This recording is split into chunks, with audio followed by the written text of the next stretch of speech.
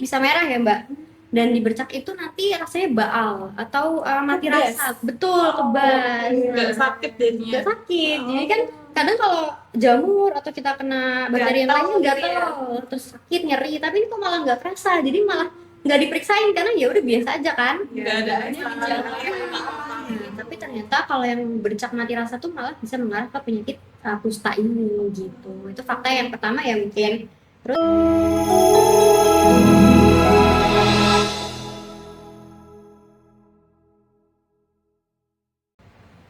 Halo Sobat Bangsa, kembali lagi di podcast Teras Bangsa. Bahas sana, bahas sini tentang kesehatan. Oke, kembali lagi dengan saya Nisa dan teman saya. Aku Tias. Ya, Mbak Tias gimana nih? Kita baru ketemu lagi nggak sih Mbak? Setelah Iya. sekian lama ini baru ketemu lagi nih. Sahabat Bangsa di rumah gimana nih? Semoga kabarnya sehat-sehat selalu ya. Nah, kita mau bahas apa nih Kak Tias pada siang hari ini? Jadi pada hari ini kita akan ngobrolin tentang kesehatan ya Mbak ya. Kita mau Iya, ngobrol betul. santai tentang kesehatan.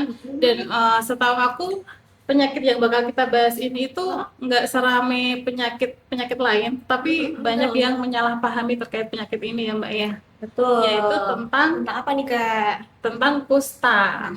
Kita nggak cuma berdua doang nih Kak Iya. Tias. Kita ada kedatangan nih narasumber yang proper nih di bidangnya masing-masing. Boleh dikenalin dulu. halo Sobat Teras Bangsa, kenalin nama aku Dr. Milna. Dan Halo sahabat Teras Bangsa, perkenalkan nama saya Tika.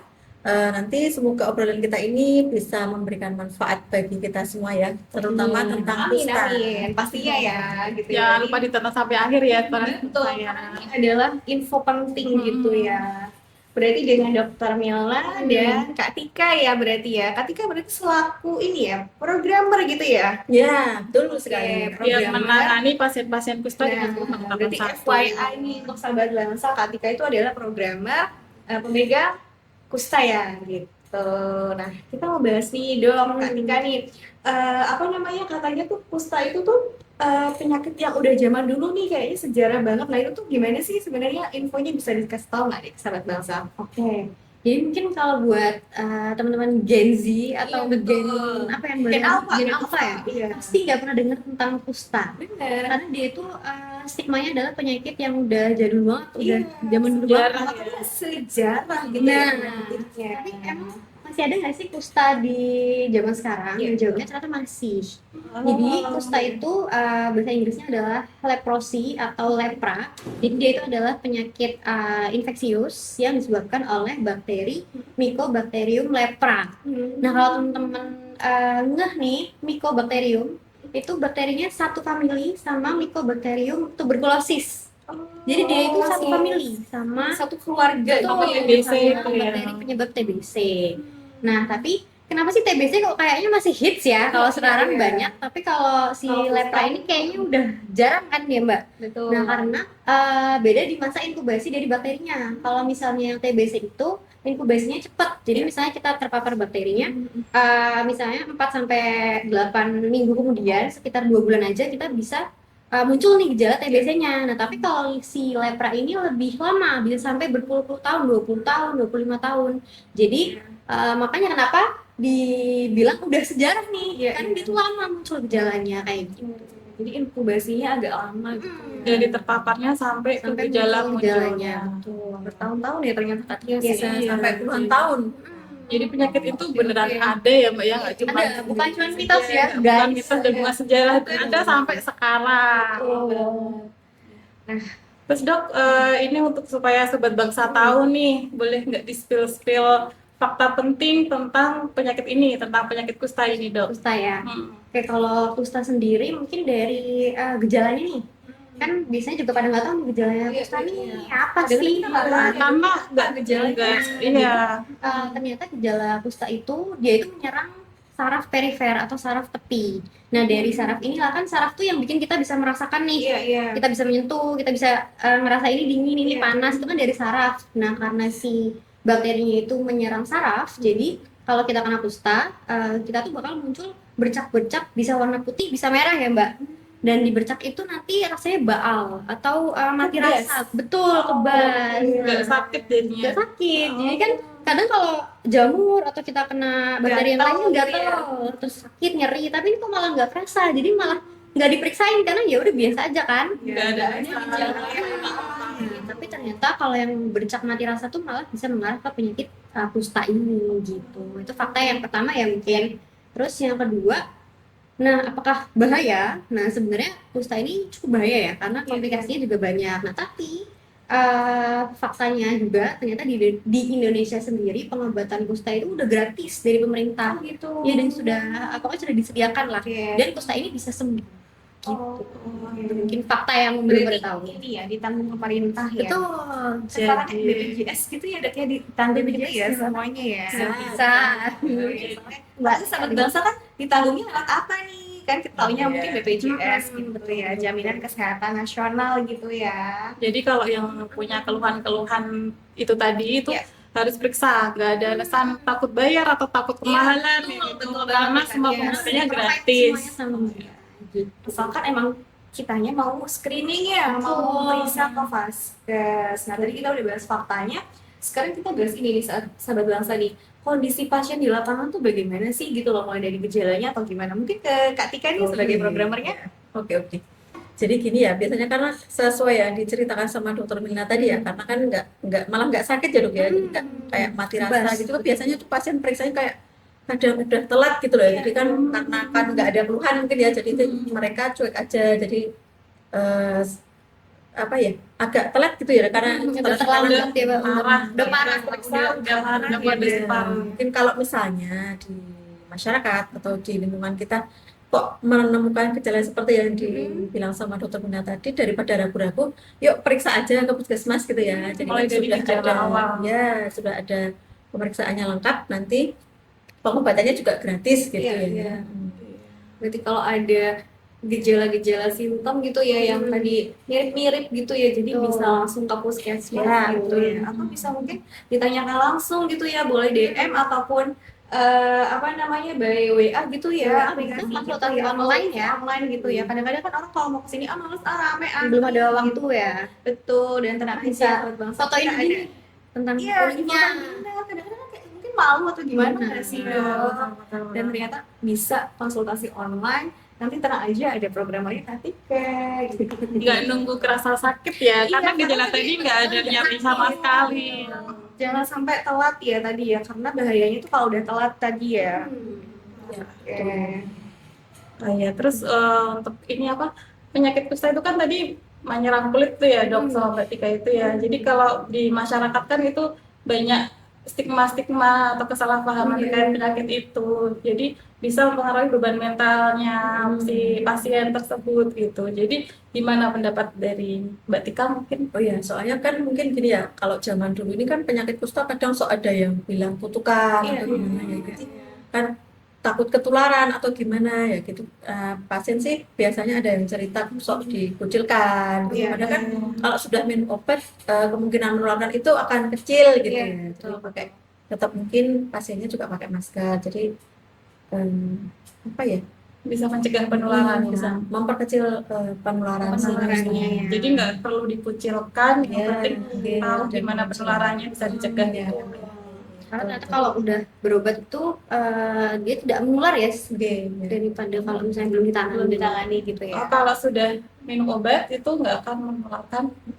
Resiko penularannya lebih kecil daripada kalau kita biarkan. Oh. Nah terus kadang disebut kutukan juga, yaitu karena tadi kan menyerang saraf ya, Iya. dan dari saraf itu bisa kemana-mana. Jadi tulang-tulang jari kita itu bisa namanya resorpsi. Jadi apa ya? Iya, Terserap gitu loh. Jadi kan ini panjang ya jari-jari. Iya, iya. Nah itu bisa memendek gitu.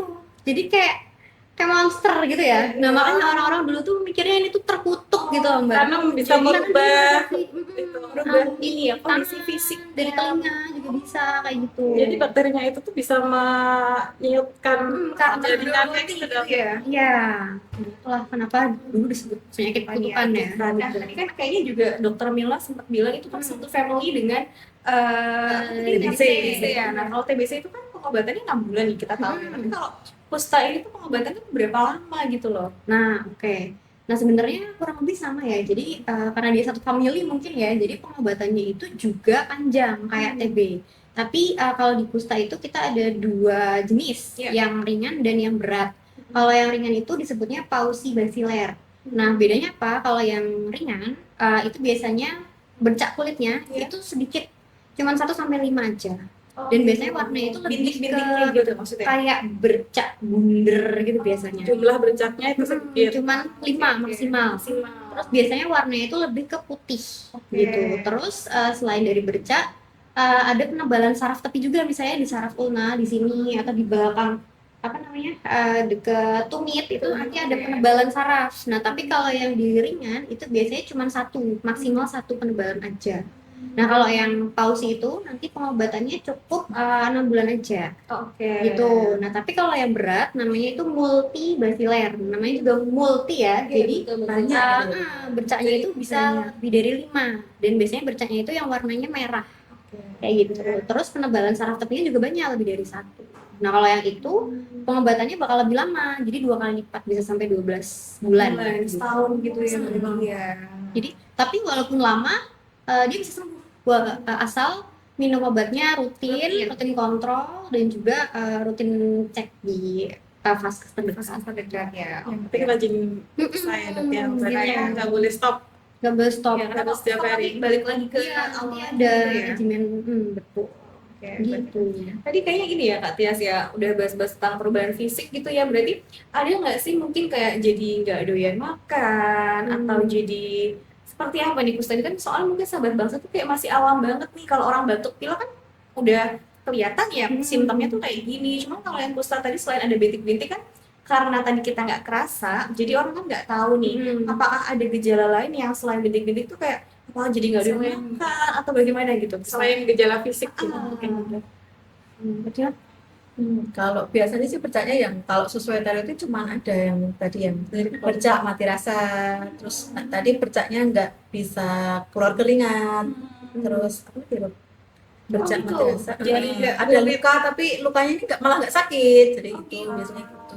Karena yang diserang saraf gitu ya. Jadi biasanya semua cirinya syaraf seperti diserang itu. gitu ya berarti. Nggak bisa bedain ini panas atau dingin gitu loh. Jadi Iya, nggak iya, kena iya, bener-bener kena bebas. siram sesuatu, jadi nggak Nggak kerasa. kerasa. Karena Tapi untuk lebih jelasnya periksa aja gitu, biar dicek laporannya nanti gitu. Cek bakterinya, apakah benar itu lepra atau bukan, kusta atau bukan. Jangan self diagnose gitu ya. Betul.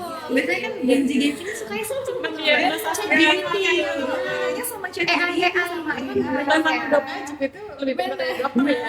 Benar. Dia bisa sampai ke obat tanya. Karena takutnya kalau cuma konsultasi dari itu kan nggak spesifik ya, apakah ini tuh mengarah ke kusta atau bukan. Nanti tiba-tiba beli obat sendiri lah, apalah gitu kan malah salah obat. salah. Nah itu malah bikin tambah telat. Telat lagi. Nah, kayak apa orang-orang yang di lapangan sekarang kan banyak yang telat kan. Nah, mungkin salah satunya juga gara-gara self diagnosis aja. Kayaknya semua orang internet tuh jadinya tuh semua bisa lihat Selesai sekolah loh di sini. ya benar. Jangan Aja. aja sahabat bangsa ya, pokoknya jangan takut-takut untuk periksa ke vaskes terdekat khususnya yang tepat Betul. Terus kan lagi kalau muncul yang tadi nih yang di kulit tadi yang nggak ada rasa itu langsung periksa aja, jangan sampai lebih parah lagi ya. Iya. Mungkin bisa mulai dicek ya. Udah nggak ya? Karena kan nggak kerasa. Aku juga jadi kan dingin ya. Adanya bercak Sekecil apapun ya dok. Iya, Harus yang gede kayak gitu kan. nggak harus gede sih. Kayak orang kecil pun bisa. Bercak. Bercak. Gitu nggak sih? Kayak mana benar-benar. Jadi nggak menimbul. Oh jadi nggak timbul. Nggak timbul. Jadi rata sama kulit gitu ya. Warnanya mungkin bisa putih atau merah. Pikir tadi kayak Putih pola atau yang kayak merah? gitu loh. Nggak Kayak luka gitu. Oh Iya, kayak Kan panas. itu tambah nggak kelihatan lagi kan? Kan Iya. kalau dipegang nggak kerasa. Apalagi nggak ada rasanya yang gatel nyeri kayak gitu. Penting bisa dilihat tangannya, kakinya Harus ada dicek nggak? aja ada diri ya. Gitu. Benar-benar.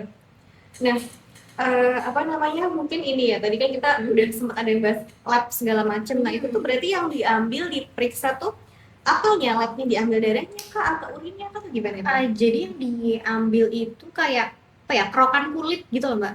Jadi kerokan kulit dari situ kita ambil terus kita lihat apakah ada si bakterinya apa enggak. Pokoknya di sini bisa ya mbak kalau di puskesmas. Sama kita merujuk gitu ya. Kalau yang pertama itu kan ada pasien satu itu udah dari rujukan dari spesialis kulit sih dok. Jadi di sini tinggal ngambil obat. tinggal pengobatan aja. Pengobatan Oh, aja. oke. Berarti apa labnya tuh di rumah sakit gitu ya? Kak, Jadi ya, nanti di kalau rumah sakit. datang kita curiga ke kusta, kita lakukan pemeriksaan fisik dulu. Baru nanti kalau kita curiga baru dirujuk Rujuk. ke spesialis kulit untuk penegakan diagnosis pastinya. Baru nanti pengobatannya bisa balik lagi ke sini. Oh, Gitu. Terus untuk bercak-bercak tadi dok, itu Hmm. apakah ada spesifik berada di anggota tubuh spesifik kemana Iya. atau dimanapun ya dok? biasanya Bisa gimana sih.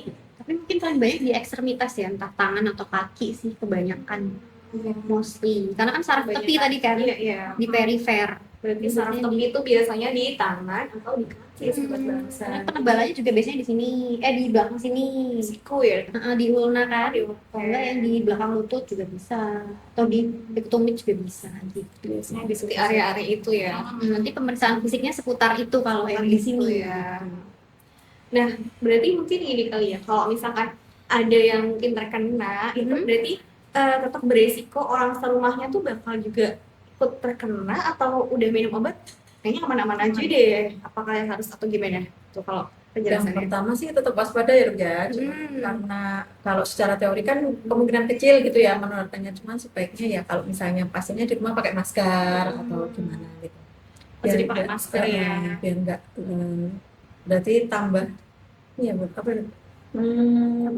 Atau tempat makannya harus dipisah gitu ya nggak? Oh, Atau sebenarnya nggak dia boleh itu kan, sentuhan dulu?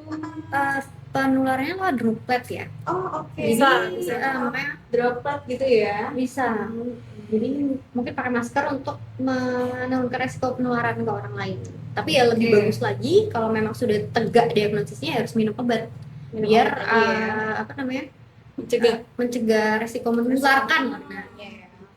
Tapi walaupun diobatin berarti sebenarnya masih bisa beresiko menular, cuman sudah tidak separah kalau tidak minum obat gitu ya. Apalagi kan dia tadi kan inkubasinya lama kan Iya, ya. Jadi betul, kayak betul. kita nggak tahu nih sebenarnya dia dapatnya dari orang ini atau yang lain. Iya, iya. Tapi puluhan tahun loh ya, tulis sekali gitu ya. Maksudnya kayak Dan nggak tiap tahu nih puluhan tahun yang lalu kita pernah ketemu siapa. Entah di rumah atau di rumah, di Iya, rumah iya. mungkin susahnya itu ya di penyakit kusta ini. Penyakit kusta itu ya, berarti memang kayaknya ya udah deh kita harus be aware ya dimanapun kita berada nih Kak Tias nih. Selain makanan, lingkungan juga mempengaruhi banget ya ternyata ya. PHBS masih dipakai ini Oh, kayak iya. ini. PHBS ya, PHBS ya. hati-hati nggak cuma keluarga pasien, tapi yang nggak punya teman atau keluarga pasien juga harus hati-hati ya. Iya. Seluruh sobat bangsa. Ya, betul banget. Nah, sekarang kita pencegahannya gimana nih Kak Tias nih? Bisa ditanyakan ya pencegahannya gimana supaya kita tuh tidak sampai kena kusta gitu loh. Mungkin bisa dari Bisa dijelaskan ke sobat bangsa. biar sobat bangsa bisa aware gitu. Yang pertama mungkin tadi ya PHBS tadi. Oke, PHBS itu Cuman yang penting ini bukan menjauhi orangnya ya, bukan dikucilkan, tapi jangan dijauhi penyakitnya. Jadi kita tetap harus merangkul orang-orang yang Iya. disupport gitu ya. kalau nggak support nanti tambah parah secara mental ya. Iya, betul banget. Terus selain itu mungkin kalau pencegahan dari awal itu dari vaksinasi BCG. BCG itu kan melindungi dari TBC, tapi kan tadi balik lagi nih, kan familinya sama. Nah, jadi dia itu sekaligus juga bisa mencegah dari penyakit kusta ini karena dia satu mycobacterium. Gitu. Oke, berarti memang Memang vaksin BCG bisa Di umur 1 bulan. itu kayaknya ini ya, rantainya tuh panjang banget ya. Kalau tadi kita urut-urut tuh benang merahnya tuh malah dari bayi gitu kan. Jangan-jangan aku udah BCG belum nih? Gitu. Nah, nanti diingat-ingat ya sobat bangsa udah Betul. vaksin BCG apa belum? Coba nanti dilihat lagi ya buku pinnya. Buku pinnya dibersihkan ya. Terus minimal gen apa ya? Gen atau Gen Z yang udah pada punya anak-anak Anak kecil yang gitu lebih ya. aware lagi. Jadi harus lebih aware vaksin lah gitu lah. Karena dibiayain pemerintah yang jelas. Nah, semua itu gratis sebenarnya. Dari vaksin sampai pengobatan nggak ada biaya. Harusnya kita bisa mencegah ya, mencegah lebih baik. Daripada Baik. Betul. Kita masuk ke segmen apa nih Kak Tias? Ini yang terakhir ya, segmen Oke. itu kita mitos atau fakta. Nanti kita tanya kepada dokter sama Mbak Tika ya. Nanti kita jawabnya switch aja gantian ya. Gantian. Dokter Melna, habis itu Kak Tika. Jadi Mbak Nisa tanya ke dokter Mena, aku ke Mbak Tika gitu Oke. aja ya.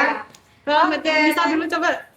Ya, ini masuk di segmen mitos atau fakta. Jadi kalau kusta itu mitos atau fakta itu beneran nggak bisa sembuh dok. nggak bisa sembuh. Iya, Berarti jawabannya adalah mitos. mitos. Karena Oke. kusta ini bisa sembuh. Tadi seperti yang udah kita bahas ya Mbak dari tadi. Awal tadi. Asal pengobatannya itu rutin dan selesai sesuai sama jenis kustanya, maka kusta ini bisa disembuhkan. Gitu. Oke, berarti mitos ya sahabat saya.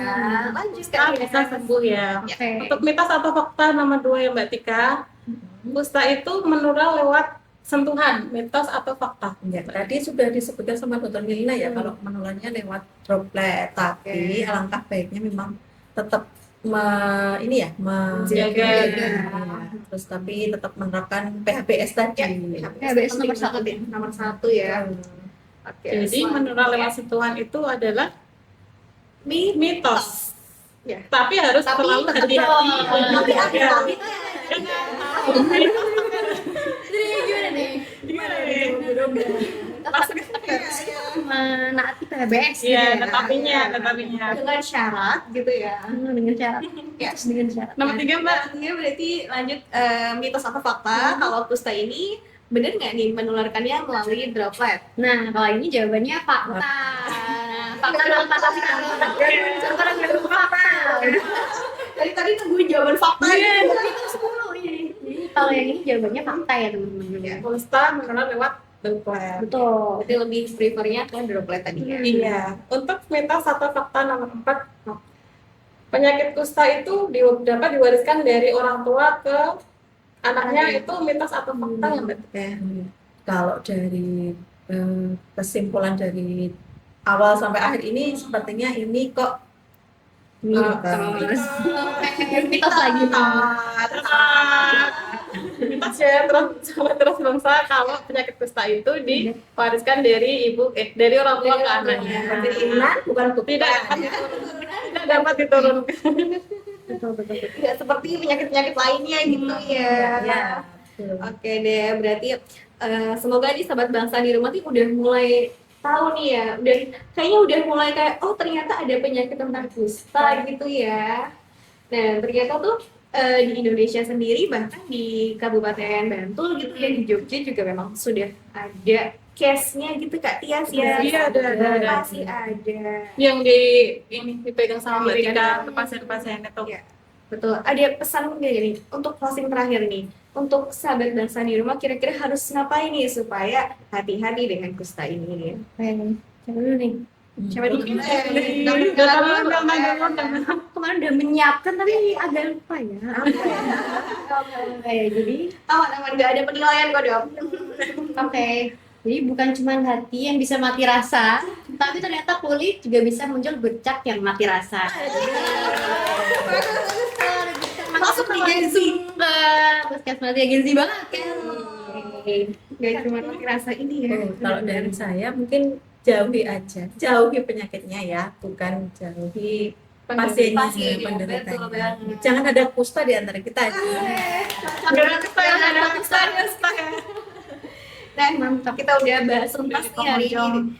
Udah selesai gitu ya. Semoga nih dari sahabat bangsa di rumah sudah mengetahui tentang kusta itu bagaimana, cara pencegahannya, penularannya, dan tadi mitos atau faktanya ya. Jangan salah paham lagi Betul. terkait penyakit ini ya. Nah, oke, berarti kita langsung closing segmen ya dok ya. Tadi kalau saya sih hanya mencegah lebih baik daripada mengobati. Masih aku hidup sama Mbak Nisa. Ya, betul. Oke, jangan lupa Semoga bermanfaat ya. like, comment, dan subscribe. Jangan lupa share juga. Oh ya, kembali lagi di Tas Bangsa. Bahasanya bahasa sini tentang kesehatan. Sampai jumpa di podcast selanjutnya. Dadah.